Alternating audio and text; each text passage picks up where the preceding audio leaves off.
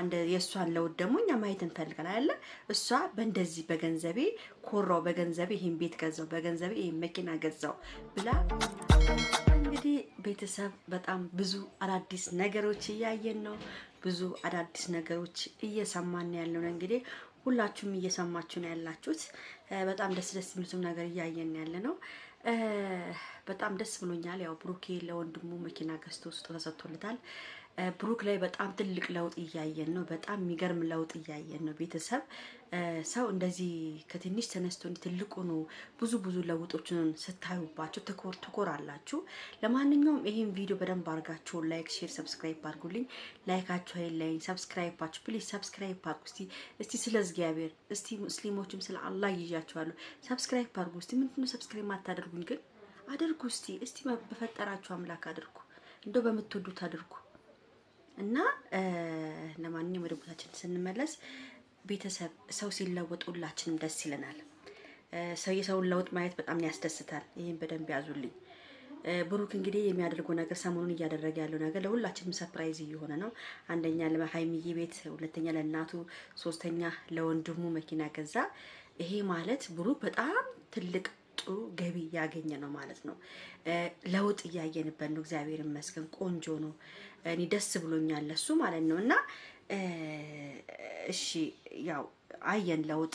ለምን ይሄን ትናገሪያለሽ ምናምን እንዳትሉኝ። አሁን በመናገርበት ነገር ምንድነው ምን ታውቂያለሽ፣ ብዙ ነገር ያሰቡት ነገር ሊኖር ይችላል ምናምን ልትሉ ትችላላችሁ፣ አውቃለሁ። ግን ምንድነው መሰላችሁ እዚህ ጋራ ማሰብ ብቻ ሳይሆን አንድ ሰው እየሰራ ከሆነ የሆነች ትንሽ ነገረኛ ደግሞ ማየት አለብን አንድ ሰው ላይ ማለት ነው። እሺ ብሩኬ በደንብ እየሰራ ነው፣ ለውጡን እያየን ነው።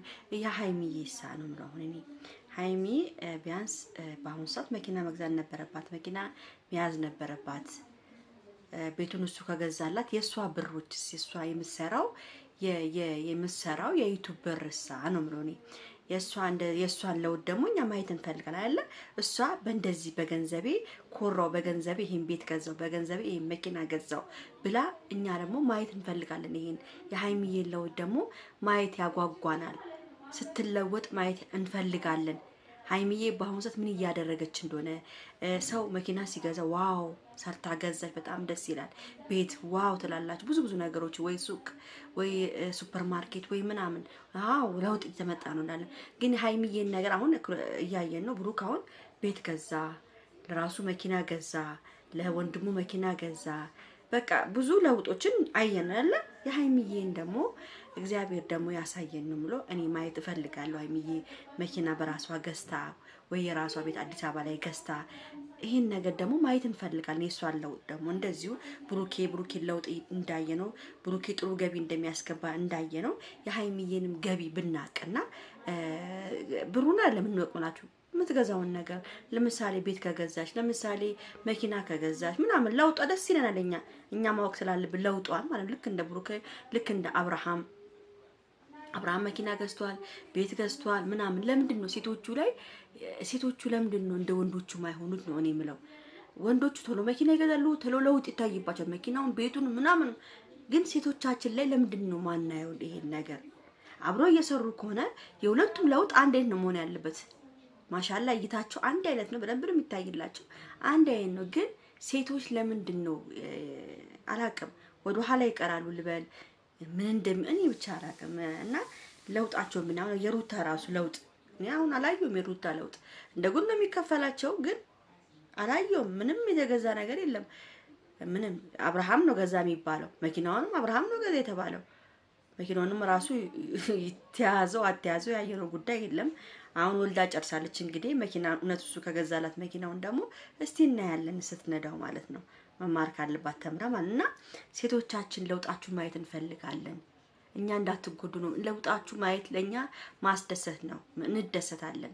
ሴት ልጅ ደግሞ የበለጠ ደግሞ ለኔ ሴት ልጅ ተለውጣ ሳያት በራሷ ገንዘብ በራሷ ተማምና ይሄን ገዝታ መኪናዋ ስታሽከርክር ቤቷን ምናምን በአሁን እድሜ ደግሞ የሚያዝበት እድሜ ነው። አሁን እነ ሀይሚ እድሜ በጣም ቆንጆ እድሜ ላይ ነው ያለችው። በጣም ቆንጆ እየሰራች ነው ያለችው። የእሷን ለውጥ ባይ እኔ በጣም ደስ ይለኛል ነው የምለው። ቤተሰብ የሁላችሁም ደስታ ነው። እንግዲህ ወንድሙ እንኳን ደስ ያለ ብያለሁ። ለወንድሙ መኪና መግዛት ማለት በጣም ትልቅ ነገር ነው። እንግዲህ ብሩኬ የሆነ ያሰበው ትልቅ ነገር አለ ማለት ነው።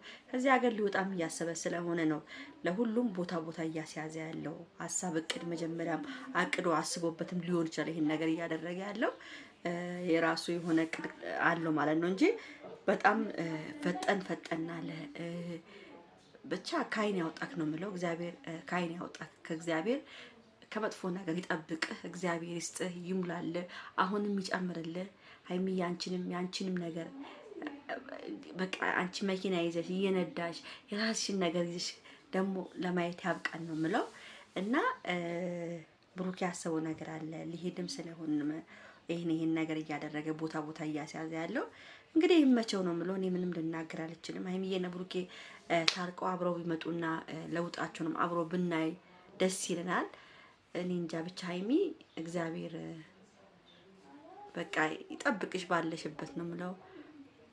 ትንሽ ልጅ ነሽ፣ ምንም አታውቂም። በቃ ብቻ እግዚአብሔር ጠብቃችሁ አንቺንም ብሩኬንም። የዋህ ደግሞ አይወርቅም፣ የትም ወርቆም አይወርቅም ቤተሰብ።